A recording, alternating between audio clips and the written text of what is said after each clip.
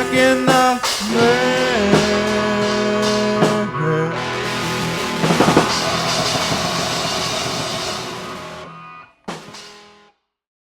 Welcome to the Stuck in the Mail podcast, episode 19. Today, it is our first double album on the pod. This is not an album I would have ever expected to feature on something like this, but here we are because, Casey, when it hurts this good, you got to play it twice. All right then. All right then. I have a piece of paper. I don't have the album. I'm sorry, but we are talking about Miranda Lambert. Which way do I go? The Weight of These Wings from 2016. All right. All right. So, yes, Miranda Lambert. Now, this is a little bit of an interesting choice, perhaps, for us. I mean, I'd like to think that we have good variety uh, in our world, but this is it safe to say this is not something you were familiar with ahead of time? I'm pretty sure I was getting Miranda Lambert confused with the fourth season of American Idol or The Voice winner, Carrie Underwood. Mm. I wondered if that might be the case. And Miranda Lambert does have some reality TV singing competitions in her backstory, which we'll get into. But yes, it's easy. I can understand why you would get them confused. Yep, they're both platinum blonde country singers. Hmm. And this genre is probably not either of our sweet spots. Is that fair to say? I mean, uh, with some caveats. Yeah, I mean, I like it when I like it, and I am the cliche, like everyone says, oh, I like old country, and I really do. I really like old Texas 45s and stuff. And I do have quite a long list, which I actually made of country, modern, like alt country artists I like, but I'll save Yeah. that. Cool. Yeah, and I would love to get into that because I think that there's this sort of idea, which I feel this way too, that uh, modern Nashville country is garbage, and the only thing that's worth anything is either outlaw country from the 60s and 70s or alt country. And Yep, I mean, that is the opinion. and maybe that's true, but maybe this album is a bit of an outlier, or maybe it reveals something. I don't know. We'll see. We'll see. Miranda Lambert grew up in Longview, Texas, which is in East Texas near Louisiana. So she experienced some hardships in her life, some economic issues growing up, some ups and downs. Sounds like a very I don't know how to describe her childhood, but from what I've read, it was enough to instill in her a sense of I don't know. Her music has a bit of a rougher edge to it, a bit of a grit to it, I would say. It gave her some authentic song crafting ability. I think so. I think so. A bit of an edge to her songwriting that maybe I wasn't expecting going into listening to a Miranda Lambert album. So let's see, she had a recording session in Nashville at age 16. She didn't like the pop material that they tried to give her, and so she was like, forget this. She went home, learned guitar from her dad, and started writing songs. Yep. That's a pretty cool origin story. I have no reason Yep. to disbelieve that. Um, so then her break was in 2003 when she came in third in the show Nashville Star, and I guess got enough attention from that to get the for some labels to notice her and things like that. So she had several albums that were very very successful leading up to this one. Again, she's been doing this for since 2003 in terms of being in the public eye. And this album came out, Weight of These Wings, in 2016. So how did I come across this album? Well, as longtime viewers of the pod will know, I went on a great quest during the year of our Lord 2020. Um, and I listened to all 500 of the Rolling Stone Top 500 albums. Oh And, yeah. and halfway through, Casey, they changed it on me because they came out with a new version of the countdown in 2020. And guess what was number 480 on the new Rolling Stone Top 500 albums? Oh, so this initially wasn't on it. So it was thrust upon it. So you were far into the count and then you had to go back, or had you finished it, or what's the detailed story there? Because it's Uh, this album. I don't remember exactly the timing of it all, but I do know that when they released the new Top 500, I was like, oh, great. Because there was something like 180 albums that were on the new version that were not Oh on the boy. old version, which is a little crazy. But they were really trying to add in a lot of, a lot of modern country, but a whole lot of Beyonce, a whole lot of Fiona Apple. Right. Um, so Is that when Marvin Gaye took number one, or yes, that is when Marvin Gaye took number one over Sergeant Sgt. Pepper. Pepper's? Yep. Okay. That's correct. I also went through the NME, New Musical Express Top 500 after that, just because I wanted to get a British perspective. The Weight of These Wings did not make the NME top. But anyway, Zero surprise. uh, I highlighted the albums as I went through that surprised me. Now, there could have been like a bad surprise, like why is this rated so highly? Looking Right. at Fiona Apple, I'm sorry. Um, or she's she's really high on the countdown. It's a little Yeah. crazy. She has like four albums on it. I But don't anyway, have I don't have a comment. Yeah. this isn't about Fiona Apple. She's perfectly fine. Anyway.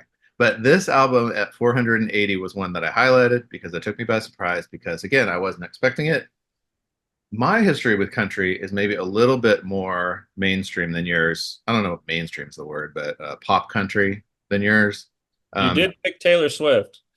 I did pick Taylor Swift, although that was her crossover. But or I would say that Red was her crossover, and then 1989 was her first pop album. But um, in the 90s, when I was in high school, I had a country phase. There's something about that 90s Garth Brooks, Reba McEntire, Randy Travis. I was It was into it for a little while. it was very popular too. I mean, especially Garth.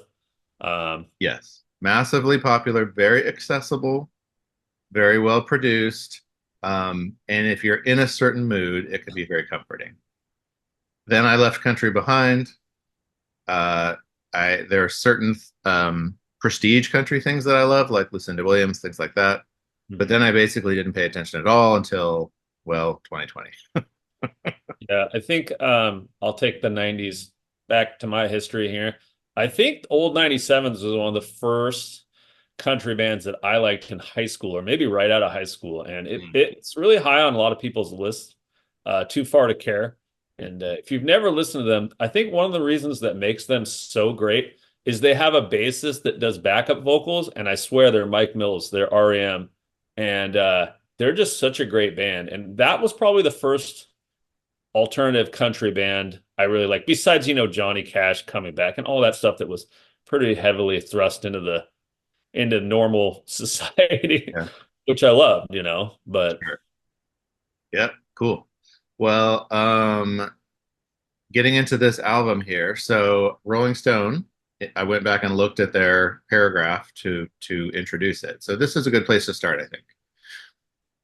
Uh, Miranda Lambert, The Weight of These Wings. The Nashville superstar sounded especially free and artistically uninhibited after her divorce from Blake Shelton, and she channeled it all into this expansive, mind-clearing 2 CD set, an ambitious grab bag of deep breakup tunes, Use My Heart, Tin Man, Radioheady alt-rock moodiness, Vice, eye-rolling scuzz guitar glam, Pink Sunglasses, and tender reflections on the bonds and weights of messy commitment, Getaway Driver. It's the sound of bad history fading away in the cracked rear view and nothing but wide open road ahead. So, yeah, Casey, I think the first question is, does it need to be a double album? And I think the obvious choice is no. I'm so glad you brought that up. Like most double albums, like well, all double albums. this is a very interesting this is a very interesting topic for me because that's yes, that is the question. Um, no, it does not need to. I would say maybe like an album and a half worth of really good songs. An EP included. Yeah, an album with an EP. That's what it should have been. But it also made me think, are there any albums that are really worth being a double album? Can you think of any off the top of your head? I mean, is London Calling a double album? Because I would say yes to that. London Calling, it's a good one. I was thinking the White Album. The White Album, I guess. Yeah, I mean, it'd be hard to argue against that one. I'm not a huge Beatles guy, but that's pretty obvious, yes. I mean, there are some. It's not easy Very, to come yeah, up. Freak very Out, few. Freak Out by the Mothers of Invention. Mm. I mean, it doesn't need to be four sides, but it could be three. But they had to include that Freak Out, so Well, and you think about it, it has to really slow down your sales. Like it's got to be a really commercially terrible decision. yeah. I mean, I don't know if the profit margin percentage was up like enough to press another and to make a bigger, gatefold or whatnot, but I don't know. I think it's an artistic thing. Yeah, and it does make you wonder kind of how that happened with this particular album. I mean, we're here in the streaming era. 2016, it was still kind of CDs, I guess, but you would really have to have a good reason to say this needs to be two albums as opposed to an album with a deluxe edition with bonus tracks. You know what I mean? Yeah, and I think to this album's not credit, but talking about this album, I unfortunately started. I think you had said start with Tin Man, which is the first song on side two, and I guess that's a kind of a scathing attack at Blake. He doesn't have a heart like the Tin Man. Uh, Pretty okay song, and I think I started with the second album, and I think it's more love song or ex love songs in this case. And I really didn't get anything out of it, and I struggled. And Mhm. unfortunately, I mean, I should have started with the first album, obviously, because I did find the first album a lot more palatable and more interesting. Now, that's not to say that there's not, some pretty common radio country friendly stuff on there, but I really did think that there was some interesting stuff, and I'm sure we'll get into a few songs here. Yeah. But I did enjoy it a lot more. I mean, it came up dramatically for me from a sappy like two or three to more like maybe pushing a high six, and Okay. I did like quite a bit of it. So Like a rating out of 10, are you talking about? yeah, just giving it a 1 out of 10. Yeah. Okay. That's fair. I did wonder how this was going to come across for you. Like, does this stand out amongst the masses of the country world? So for me, she's no Casey Musgraves. That's my shining star as female lead country singer. Uh, I just really like her. I'm sure Miranda Lambert is just as much of a sweetheart and good person in the vein of Dolly Parton. And I found a quote, but I forgot to write it down about that being the truth. But I think Casey Musgraves has got to be even kinder and nicer because she's just her special and everything, and she's very cross genre. And I've always liked her songwriting and her stuff with her band and everything. Yeah, So for she falls sure. very short of Casey for me. So. That's fair. I mean, Casey Musgraves is great. She's a modern, modern like she's one of the most exciting artists happening today, country or not. Um, Yes. and yeah, so this album is more conventional, I would say, more commercial, more pop than something like Casey Musgraves, although it's the same family. But as far as like why what grabbed me about this, um, I think part of it comes down to a sense of place. Now, I will say I have never I've spent like I don't know, an hour in Texas in my entire life. So I have no context of that. But when she's singing about I-59, Birmingham, living in the South, I feel this album in a way that's maybe a little bit unique. It kind of reminds me of like where we're from. It would be like someone listening to Kate Wolf or the Grateful Dead without knowing what it feels like to be in Northern California. You know what I mean? Oh, I do. I mean, for sure. So there's a little bit of a barrier there, and that's maybe why it resonated with me because I do live in the South. Um, and as far as the songs go, I think the first one that really got me was Highway Vagabond. Yep. That's the first one I've written down. Kind of Uh, an unusual country song, wouldn't you say? yeah, I wrote that the drums are very prominent, which I liked. Even in modern country, it seems more like a click track beat. And I thought the lyrics were good and there was a good guitar solo. So yeah, that was good. It's very playful. It's very singable. Like in our family, we this is one that we love to sing along to. Yeah. And it's Um, a traveling song, going place to place. And yep, absolutely. I really love the bluegrass sounding song that comes right after that. It's You Wouldn't Know Me.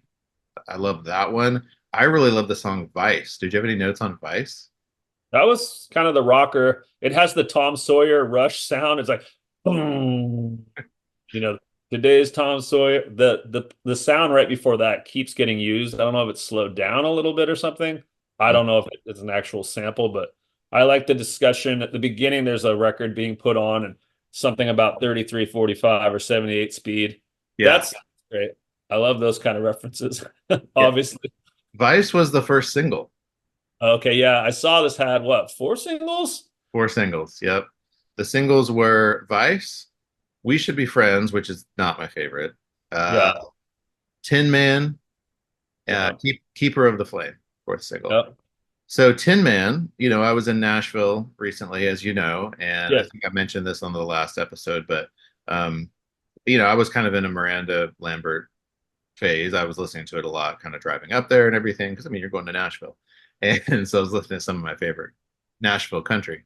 And so anyway, we went to this like little, not like a real venue, but it was just kind of like a downtown, I don't know, dining spot. And there was just like a band, like a trio, playing in a corner basically. And it was like they were taking requests and everything. And I actually requested Highway Vagabond, but they didn't know that one.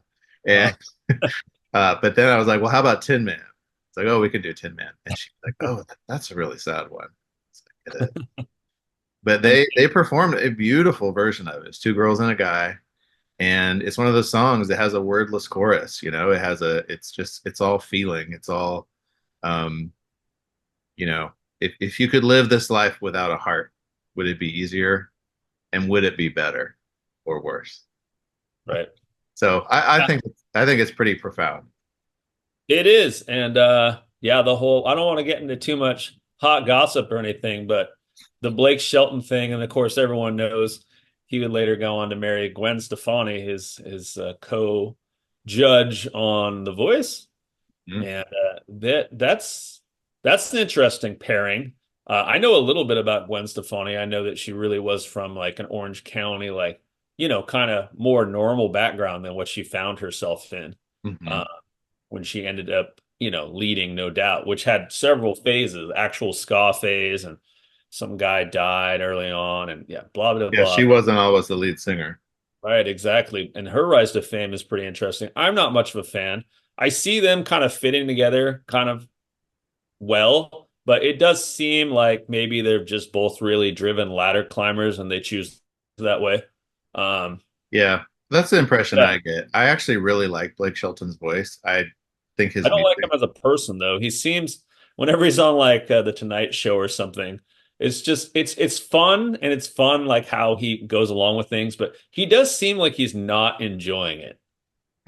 I find him pretty lovable on The Voice. Um, but yeah, I think that he's got a big talent, and I think that he's one of those guys that you don't forget. You know what I mean? So that's always been to his favor. It's a big part of his. He just has a big personality. It's part of his appeal. But Yeah. yeah, I don't know about the tabloid part of all this, but I do know that a song like Tin Man, whether it's about Blake or not, it's a very human song. It's a very tender. I would say it sure feels genuine. That she's writing a song like that from a place of authentic pain, and I think that touches.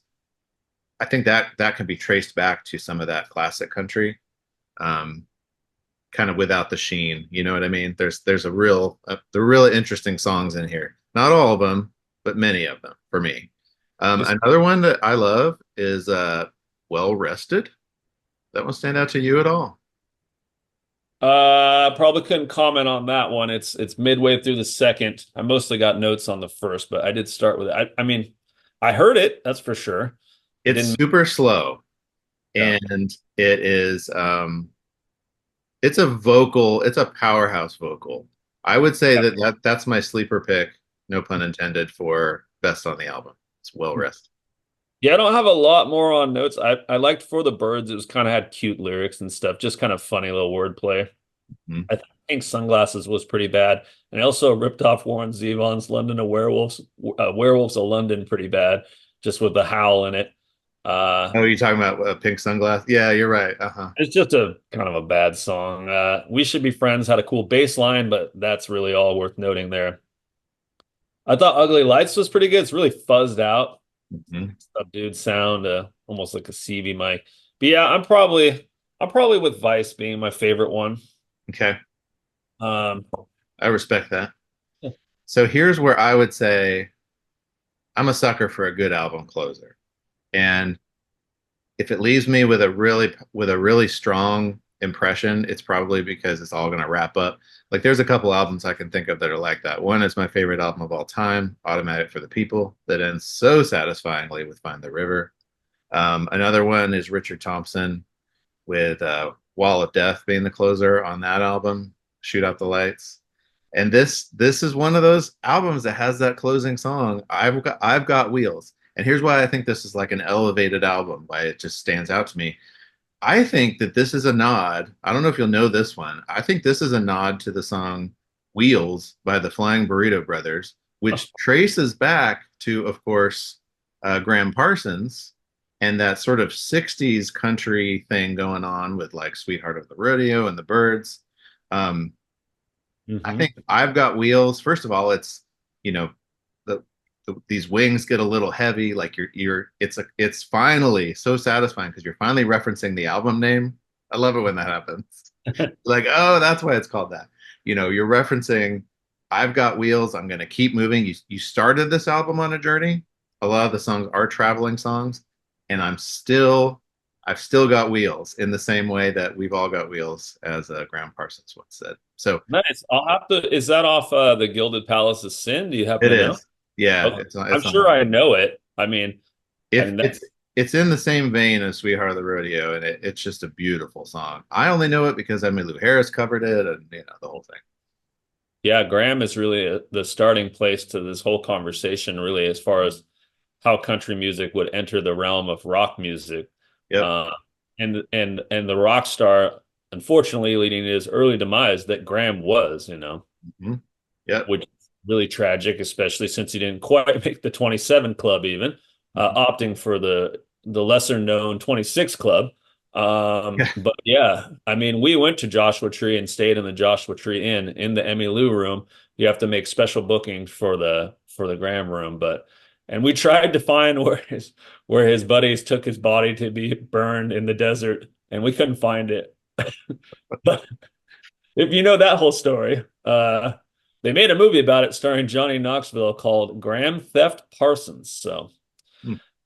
really kooky story with Graham, who was a real kind of a kooky guy and but anywho, I wanted to read off a couple other my favorite modern alt bands. Okay, good.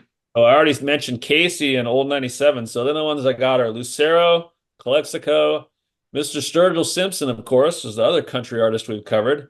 Wilco, Hard to Deny, or bands related to Sunvolt and Uncle Tupelo. And of course, probably my most recent favorite alt band, and I somehow missed them from 10, 20 years ago, the Drive-By Truckers. Okay.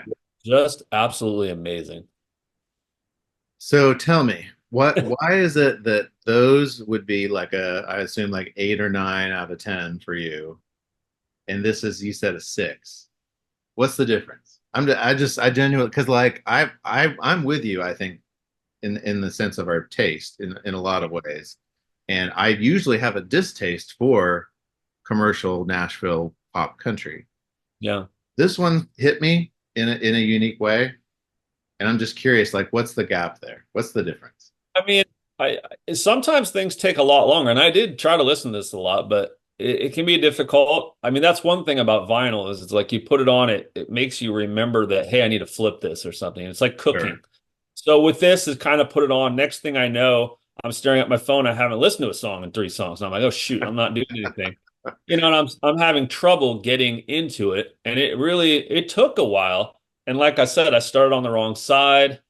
I just wasn't excited about it. I found it, I would be lying if I said I didn't find it better than I thought it would be. Okay. But my honest opinion as of now is that it's just better than average. Okay. I can't give it a better rating than that because it wouldn't be true to me. Those bands that I listed off in the alt country world, probably the same as what you're saying about this. They spoke to me, and their sound too was probably more removed from that Nashville sound. And she has that here, but it's not quite enough for me. It just keeps falling back on uh, a softer, more comfortable, normal country radio sound for me. Yeah, I get that. Yeah, I'm one thing I want to do. I've heard that she has an album called, I think it's called the Marfa tapes. Uh, Yeah, yeah, I heard about that too with yeah, Teague. it sounds like it's really stripped down and really. Anyway, I would be interested to give that a try because I love her songwriting, and I feel like some of these songs on here, I would say, are kind of ruined by the production a little bit. Yeah. So anyway, I think that would be one thing I want to try is to give that one a shot. Yeah, Um, I tried Pistol Annie's, which is her girl group. Me too. You know, I wanted it to be really cool, and I love girl groups. It fell pretty short of me. I would say Miranda Lambert probably more interesting to me, but it has potential there, Yeah. um, and certainly an interesting idea that hasn't been explored enough. Now, I have the Dolly Parton, Emmylou Harris, And to run set. someone else, a trio that's really good, but that's a one-off. Wish I could remember who else is in that, but. Linda Ronstadt.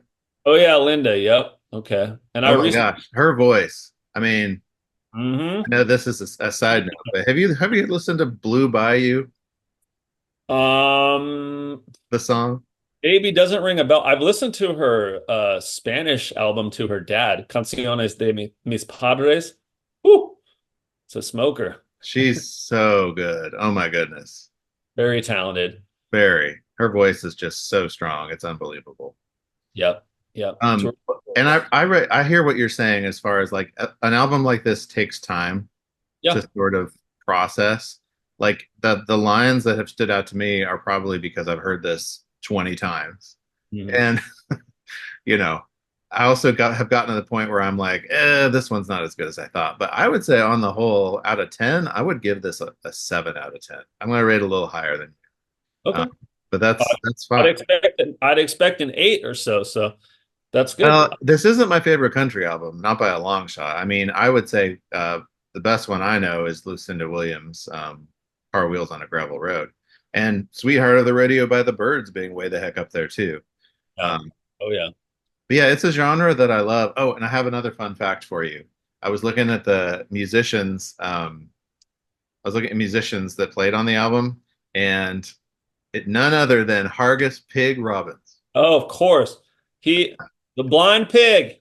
He's been on every album that's ever existed. Every album. He's the steel top guitar player, steel guitar, So flat top box or whatever they call it. I'll never be able to get it straight. I think if you play it and it's flat, you have to call it a flat steel guitar, I guess.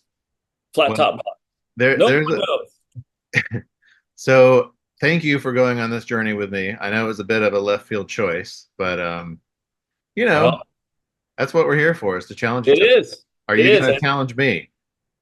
I think I am, but most importantly, I think this is the longest I've ever thought about a pick and the most times I've ever changed it by far. And I think that I've arrived at my second or third original idea. And I'm happy. I mean, I spent a lot of time trying to think about it, and I actually was looking at everything. So this is the 20th episode and coming up. And what I realized was I was like, well, what genres have not been well represented? So I looked and I thought, well, maybe metal. And actually, no, there certainly is some metal in there. Faith No More would be the biggest example, but there's some other slight examples. And then I thought maybe punk. And again, no, there's been some punk in there. Minutemen, even though it's not the classic punk sound, you have to include it. And so there's been jazz, there's been all kinds of things that have been done, but there is one genre that has not been done at all. Hip Even hop. and that is hip hop, or what we might want to refer to here is rap, since it's 1988. Now, I think Mike has an idea what this is going to be. Oh yeah, let me guess. I have it in my hot hands here. I said it's 1988, and I'm also going to give the clue that it's produced by none other than hip hop New York University Dorm room legend, Rick Rubin. Is it LL Cool J Radio? No, close though. Very Is close. it Eric B and Rakim? Nope. I don't know Uh, if he produced that or not, but maybe he did. is it? It's not a Nation of Millions Public Enemy. That is correct. Freedom is a road seldom traveled by the multitudes. This is Take an the the unbelievable whole album, Casey. This album is, you got me into this, and it is unbelievable. It's been a while since I heard it, though. Yeah, this will be a good one. It's good to go back over it. It lived on cassette in my car sophomore year, 24/7, and that's the joy of cassettes. Well, your timing is very good because Flavor Flav has been in the news. He's been really hot on the Olympics, not quite as hot as Snoop Dogg, but it's a fantastic album. There's another album I almost picked, but this is the one I had to go with, and yeah, I hadn't remembered that you knew it well, but I probably had some inkling that I had suggested it. So it'll be a Well, fun. and of course, I came across a lot of the classics of the genre in my Rolling Stone. That's one thing they did really well on the redo of the top 500. I think this one was way the heck up there as it should be. Yes. It is called, ironically here, the Marvin Gaye "What's Going On" of hip hop. Well, and here's the funny part. You and I had no idea that this was even happening at the time. I mean, that's we should save that conversation. Small inkling. I mean, I certainly remember 911 as a joke on their next album. Hmm. But probably this didn't really enter the realm of Northern California small towns that we existed in. So, Yeah. but anywho, All Rick right. Rubin. Cool. That's a good pick. Yeah. Thanks for listening to double album of Miranda here. Whew. Yeehaw. Hey, if in the comments, tell us the albums that you think rise above in the country genre, and tell us if there are any double albums that deserve to be double albums. That is a good question. Somebody's gonna say Melancholy and the Infinite Sadness. We're gonna have to get around to that someday and actually talk about that one. No, no. We have big feelings. All right, we got to end this, Mike. All right. Thank you.